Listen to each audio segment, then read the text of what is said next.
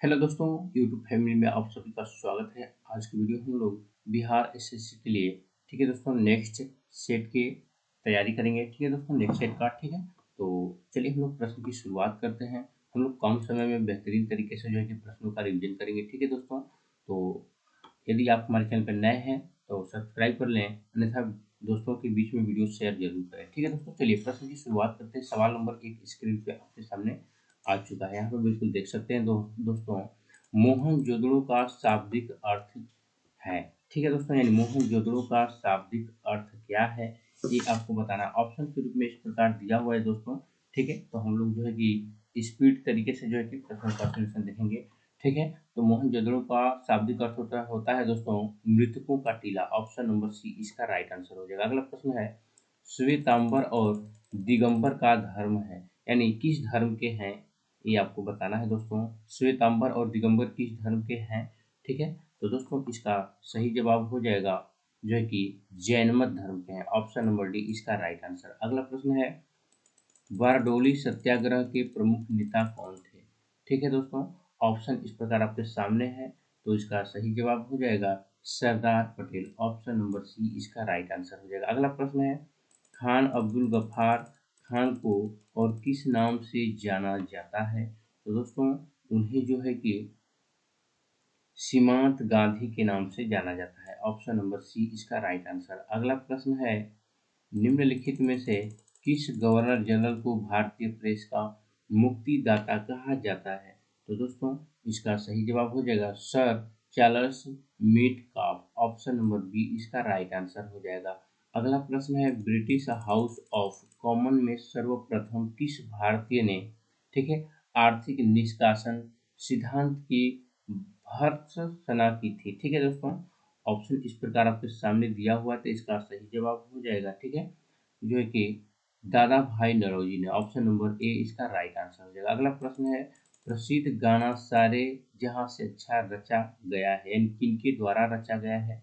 तो दोस्तों इसका सही जवाब हो जाएगा मोहम्मद इकबाल द्वारा। ऑप्शन नंबर बी इसका राइट आंसर। अगला प्रश्न है, चीन ने भारत के एलपीजी सुधारों के सामने, ठीक है, समान अपने संरचनात्मक सुधार कब और मतलब कब से शुरू किए हैं।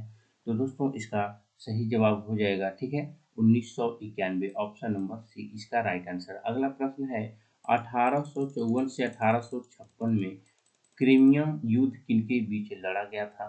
तो दोस्तों इसका सही जवाब हो जाएगा रूस और तुर्की के बीच। Option number A. अगला प्रश्न है, भारत की संविधान सभा की संघ शक्ति समिति के अध्यक्ष कौन थे। ठीक है दोस्तों, तो इसका सही जवाब हो जाएगा डॉक्टर राजेंद्र प्रसाद। माफ कीजिएगा, यहाँ पे सवाल नंबर 10 है, तो दोस्तों इसका सही जवाब हो जाएगा जो है कि जवाहरलाल नेहरू। ठीक है, पंडित जवाहरलाल नेहरू।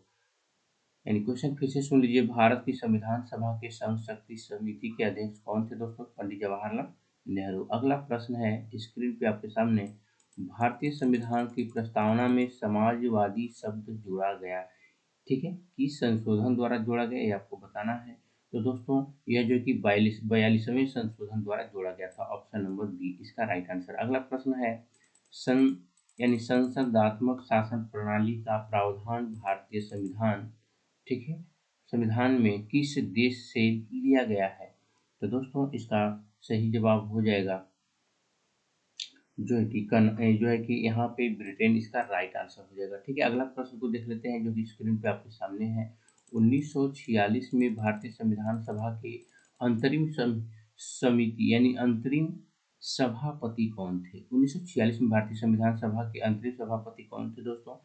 तो इसका सही जवाब हो जाएगा Sachchidanand Sinha. Option number 1 will be correct answer, यानी सच्चिदानंद सिन्हा इसका राइट आंसर हो जाएगा। अगला प्रश्न है, मौलिक अधिकारों के प्रवर्तक के लिए याचिका रिट जारी की जा सकती है। तो दोस्तों इसका सही जवाब हो जाएगा ऑप्शन नंबर डी, यानी सर्वोच्च न्यायालय और उच्च न्यायालयों द्वारा। ऑप्शन नंबर डी इसका राइट आंसर। अगला प्रश्न है, निम्नलिखित में यानी निम्न में से कौन सा सही है। दोस्तों अगर इसमें देखें तो दोस्तों जाकिर हुसैन भारत के पहले मुस्लिम राष्ट्रपति थे, ये बिल्कुल सही है दोस्तों। ठीक है, अगला है ऑप्शन में मोहम्मद हिदायतुल्लाह भारत के पहले मुस्लिम राष्ट्रपति थे। नहीं दोस्तों, ये गलत है। ठीक है, हमारे जो राइट आंसर होगा वो ऑप्शन नंबर ए होगा, बाकी सभी गलत होगा। ठीक, चलिए अगला प्रश्न है, राज्यसभा के सदस्य का कार्यकाल है। ठीक है दोस्तों, तो कार्यकाल बताना है, तो इसका सही जवाब हो जाएगा, ठीक है, जो कि 6 वर्ष का। राज्यसभा के सदस्य का कार्यकाल कितने वर्ष का होता है? 6 वर्ष का। अच्छे से याद कर लीजिएगा, अन्यथा 5 वर्ष पे आप लोग टिक मार सकते हैं। अगला प्रश्न है, बलवंत राय मेहता समिति ने किस प्रकार की पंचायत राज की संरचना की सिफारिश प्रदान की है? तो दोस्तों इसका सही जवाब हो जाएगा, ठीक है, 42वें, ऑप्शन नंबर बी इसका राइट आंसर हो जाएगा। अगला प्रश्न है 18 स्क्रीन पे आपके सामने, निम्नलिखित में से कौन सा कथन राजनीति यानी राजनीति के निर्देशक सिद्धांत के विषय में सही नहीं है? तो दोस्तों इसका सही जवाब हो जाएगा, यदि कोई राज्य नीति के निर्देशक सिद्धांत का, ठीक है, सिद्धांत को लागू नहीं करता है तो उसके विरुद्ध न्यायालय में मामला दायर किया जा सकता है। ये इसका राइट आंसर हो जाएगा। अगला प्रश्न है स्क्रीन पे आपके सामने, सवाल नंबर 19 है। ठीक है दोस्तों, निम्न में से कौन सी भाषा सरकार के द्वारा शास्त्रीय भाषा घोषित की गई है? दोस्तों इसका सही जवाब हो जाएगा कन्नड़, ऑप्शन नंबर ए। अगला प्रश्न है, चंद्रमा की घूर्णन अवधि है यानी कितने दिनों की है दोस्तों? तो इसका सही जवाब हो जाएगा 28 दिन, ऑप्शन नंबर बी। अगला प्रश्न है, पेशावर एवं काबुल किसके माध्यम से एक दूसरे से जुड़े हुए हैं? तो दोस्तों इसका सही जवाब हो जाएगा खैबर दर्रा के माध्यम से। अगला प्रश्न है स्क्रीन पे आपके सामने, सवाल नंबर 22, हिमखंडों के पिघलने का मुख्य कारण क्या है दोस्तों? ये आपको बताना है। तो हिमखंडों के पिघलने का मुख्य कारण क्या? ऑप्शन जो है किस प्रकार आपके सामने दिया हुआ है, तो इसका सही जवाब हो जाएगा भूमंडलीय ताप वृद्धि। अगर ताप बढ़ेगा तो हिम जो है कि हिमखंडन पिघलेगा ही पिघलेगा। ठीक है, तो ऑप्शन नंबर सी इसका राइट आंसर। अगला प्रश्न है, सवाल नंबर जो है कि 23 है, विश्व की सबसे गहरी झील कौन सी है दोस्तों? तो विश्व की सबसे गहरी झील जो है कि बैकाल झील है, इसको अच्छे से याद कर लीजिएगा। ठीक है, चलिए अगला प्रश्न है, दक्षिण अमेरिका की सबसे लंबी नदी कौन सी है दोस्तों? तो दक्षिण अमेरिका की सबसे लंबी नदी जो है कि अमेजन नदी है, ऑप्शन नंबर बी। अगला प्रश्न है, इग्लू क्या है? ठीक है दोस्तों, इग्लू क्या है? तो यह एक जो है कि गुंबद के आकार का एक घर या झोपड़ी जो कठोर बर्फ की झिल्ली से बनाया जाता है, जिसमें एस्किमो रहते हैं। ऑप्शन नंबर सी इसका राइट आंसर हो जाएगा। सवाल नंबर 26 है स्क्रीन पे आपके सामने, कर्क रेखा किस राज्य से होकर नहीं गुजरती है? तो दोस्तों कर्क रेखा जो है कि उड़ीसा राज्य से होकर नहीं गुजरती, इसको देख लीजिएगा आप लोग अच्छे से। अगला प्रश्न है, भारतीय मानक समय प्रावधान, ठीक है दोस्तों, प्रधान मेरिडियन पर आधारित कहाँ से गुजरती है? तो दोस्तों इसका सही जवाब हो जाएगा इलाहाबाद से, ऑप्शन नंबर सी। अगला प्रश्न है स्क्रीन पे आपके सामने, सांख्यिकी और कार्यक्रम, ठीक है दोस्तों, कार्यान्वयन मंत्रालय द्वारा 2016 से 2017 के लिए दिए गए बागवानी आंकड़ों के अनुसार सबसे बड़ा फल उत्पादक भारतीय राज्य कौन सा है? तो दोस्तों इसका सही जवाब हो जाएगा, ठीक है, Andhra Pradesh, option number A. अगला प्रश्न है, निम्न में से कौन सा कथन हरित क्रांति के बारे में सही नहीं है? ऑप्शंस के रूप में इस प्रकार आपके सामने दिया हुआ है दोस्तों। तो अगर ऑप्शन की बात करें तो प्रारंभ में इसका लाभ पंजाब, यानी यहाँ पे देखें तो यह केवल चाय यानी चावल के उत्पादन में सफल है। ठीक है दोस्तों, यही जो है कि आंसर आपका राइट आंसर हो जाएगा। अगला प्रश्न है स्क्रीन पे आपके सामने, 2001 से 2011 के दशक में भारत निम्नलिखित राज्यों में से किसमें सर्वाधिक जनसंख्या वृद्धि दर है? ठीक है दोस्तों, ऑप्शन इस प्रकार आपके सामने दिया हुआ है, तो इसका सही जवाब हो जाएगा मेघालय, ऑप्शन नंबर सी इसका राइट आंसर हो जाएगा। ठीक है दोस्तों, चलिए सवाल नंबर जो है कि हम लोग 32 को देखते हैं, जो कि स्क्रीन पे आपके सामने है। माफ कीजिएगा, यहाँ पे सवाल नंबर 31 है, निम्न में से, ठीक है दोस्तों, किसके कारण राष्ट्रीय आय के चक्र का प्रवाह का आकार घटता है? तो दोस्तों इसका सही जवाब हो जाएगा आयत। ठीक है, ऑप्शन नंबर डी इसका राइट आंसर। अगला प्रश्न है, कौटिल्य के अर्थशास्त्र के अनुसार निम्नलिखित में से कौन राज्य के करों की वसूली के लिए जिम्मेदार था? ठीक है दोस्तों, ऑप्शन इस प्रकार आपके सामने है, तो इसका सही जवाब हो जाएगा, ठीक है, नागरिक। ऑप्शन नंबर डी इसका राइट आंसर। अगला प्रश्न है, गालिब थे, ठीक है दोस्तों, गालिब क्या थे? कवि थे या सुफीसन थे या चित्रकार थे या राजा थे? तो दोस्तों इसका सही जवाब हो जाएगा, वह एक कवि थे। ठीक है, अच्छे से याद कर लीजिएगा। अगला प्रश्न है स्क्रीन पे आपके सामने, भारत का जीवन मंडल रिजर्व नंदा देवी यूनेस्को किस राज्य में स्थित है दोस्तों? तो यह जो है कि उत्तराखंड में स्थित है, अच्छे से याद कर लीजिएगा। अगला प्रश्न है स्क्रीन पे आपके सामने, अंतर्राष्ट्रीय मजदूर दिवस कब मनाया जाता है? तो दोस्तों अंतर्राष्ट्रीय मजदूर दिवस जो है कि 1 मई को मनाया जाता है। ठीक है, अगला प्रश्न है, कौन सा कथक घराना उस नृत्य शैली के, ठीक है, आध्यात्मिक पहलुओं पर जो है कि पहलुओं पर अधिक ध्यान देता है? ठीक है, तो दोस्तों इसका सही जवाब हो जाएगा ऑप्शन नंबर जो है कि सी, यानी Lucknow, option number C. Next question है, उस वैज्ञानिक का नाम बताएं, ठीक है, जिसने प्रथम बार टीके की खोज की थी? ठीक है, तो दोस्तों उसका सही जवाब हो जाएगा जो है कि Edward Jenner, option number C इसका राइट आंसर। अगला प्रश्न है, कोशिका के यानी कोशिका भित्ति कोशिका में अनुपस्थित होते हैं? तो दोस्तों उसमें जो है कि जंतु उपस्थित होते हैं, ऑप्शन नंबर जो है कि बी इसका राइट आंसर हो जाएगा। अगला प्रश्न है, उपास्थि एक खाली स्थान संयोजी उत्तक है? तो दोस्तों इसका राइट आंसर हो जाएगा, ठीक है, जीवा, माफ कीजिएगा, यहाँ पे इसका उपास्थि एक संयोजी उत्तक की बात किया है दोस्तों। तो संयोजी उत्तक में जो कि कोमल यानी कोमल संयोजी उत्तक होते हैं, ऑप्शन नंबर सी इसका राइट आंसर हो जाएगा। अगला प्रश्न है, मनुष्यों में पित्त का उत्पादन किस अंग में होता है? ठीक है, तो दोस्तों इसका सही जवाब हो जाएगा, ठीक है, जिगर, ऑप्शन नंबर सी इसका राइट आंसर हो जाएगा। अगला प्रश्न है, रुधिर परिसंचरण तंत्र की खोज किसने की थी?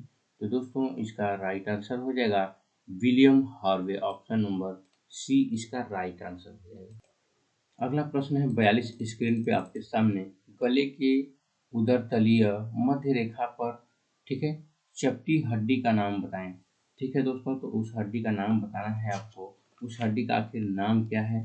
ठीक है, तो दोस्तों उसका सही नाम होगा, ठीक है, यहाँ पे ऑप्शंस के रूप में दिया हुआ है दोस्तों, तो इसका सही जवाब हो जाएगा ब्रेस्ट बोन, जिसको बोलते हैं, ऑप्शन नंबर डी इसका राइट आंसर हो जाएगा। ठीक है, चलिए अगला सवाल है स्क्रीन पे आपके सामने 43, निम्नलिखित में से कौन सा आपको एक व्युत्क्रम वर्ग यानी बनाने देता है जो एक आधार वर्ग से अधिक विशेषताओं को आनुवंशिकी के रूप में यानी आनुवंशिकी के रूप से प्राप्त करता है? ठीक है, तो दोस्तों इसका सही जवाब हो जाएगा, स्क्रीन पे आपके इस प्रकार दिया है, तो इसका सही जवाब हो जाएगा बहु इनहेरिटेंस। ठीक है दोस्तों, ऑप्शन नंबर बी इसका राइट आंसर हो जाएगा। अगला प्रश्न है स्क्रीन पे आपके सामने, आप यहाँ बिल्कुल देख सकते हैं, पोलियो तथा चेचक की बीमारियों के होने का कारण क्या है? ठीक है दोस्तों, तो इसका सही जवाब हो जाएगा विषाणु, ऑप्शन नंबर सी इसका राइट आंसर। अगला प्रश्न है, वह पादप है जिसमें बीज फलों के भीतर होते हैं? ठीक है दोस्तों, वे क्या होते हैं दोस्तों? तो ऑप्शन इस प्रकार आपके सामने दिया हुआ, ऑप्शन इस प्रकार आपके सामने दिया हुआ है, ठीक है, तो इसका सही जवाब हो जाएगा एंजियोस्पर्म। ठीक है, ऑप्शन नंबर ए इसका राइट आंसर हो जाएगा। अगला प्रश्न है स्क्रीन पे आपके सामने, क्वासियोफोर बीमारी किसकी कमी के कारण होती है दोस्तों? तो इसका सही जवाब हो जाएगा जो कि प्रोटीन की कमी के कारण, ऑप्शन नंबर सी। अगला प्रश्न है, ऊपरी वायुमंडलीय की ओजोन परत निम्न में से मुख्यतः किसके द्वारा नष्ट हो रही है? तो दोस्तों इसका सही जवाब हो जाएगा क्लोरोफ्लोरोकार्बन, ऑप्शन नंबर बी इसका राइट आंसर। अगला प्रश्न है, भार का एसआई मात्रक क्या होता है? तो दोस्तों भार का एसआई मात्रक तो आपको पता ही है कि न्यूटन होता है। ठीक है, अगला प्रश्न है, स्थिर गति के साथ वृत्ताकार पथ में चल रही वस्तु का त्वरण होता है, यानी क्या होता है दोस्तों? ठीक है, ऑप्शन इस प्रकार आपके सामने दिए हुए थे, इसका सही जवाब हो जाएगा चार त्वरण, ऑप्शन नंबर ए इसका राइट आंसर। अगला प्रश्न है, कोई वस्तु यानी कोई स्थिर बल किसी वस्तु पर 100 सेकंड के लिए काम कर रहा है जो वेग कमान 18 किलोमीटर प्रति घंटा से 36 किलोमीटर प्रति घंटा यानी घंटा कर देता है, तो बल का मान बताएं। ठीक है दोस्तों, यानी यह पूछा है, तो दोस्तों इसको आप लोग हल कर लीजिएगा। ठीक है, क्योंकि एफ बराबर फॉर्मूला मैं आपको बता दे रहा हूँ दोस्तों, एफ बराबर फॉर्मूला होता है डेल्टा पी बटा में समय।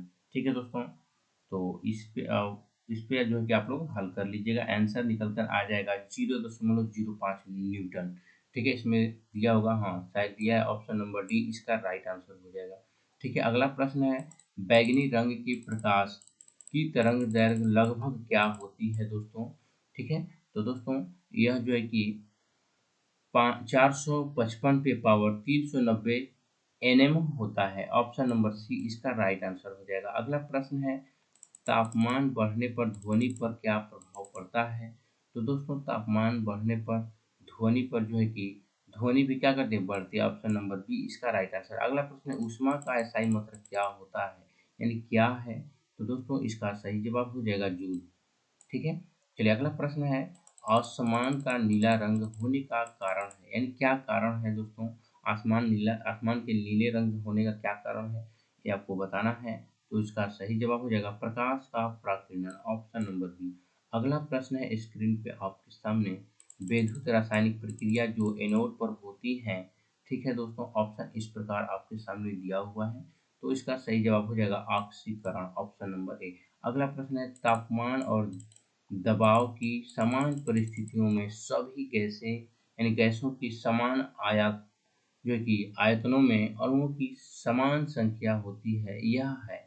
ठीक है दोस्तों, क्वेश्चन एक बार फिर से सुन लीजिए, तापमान और जो है कि दबाव की समान परिस्थितियों में सभी गैसों की समान आयतनों में अणुओं की समान संख्या होती है, यह है। तो दोस्तों इसका सही जवाब हो जाएगा एवोगाड्रो का नियम। ऑप्शन नंबर बी इसका राइट आंसर हो जाएगा। तो दोस्तों आज की वीडियो मैंने आप लोगों के लिए जो है कि सफल क्वेश्चन प्रोवाइड कराए। आई होप कि वीडियो जरूर पसंद आया होगा दोस्तों। हम लोग कम समय में बेहतरीन तरीके से तैयारी करेंगे शेष बचे दिनों में। तो दोस्तों वीडियो को लाइक करना ना भूलें। मिलते हैं नेक्स्ट वीडियो में। जय हिंद।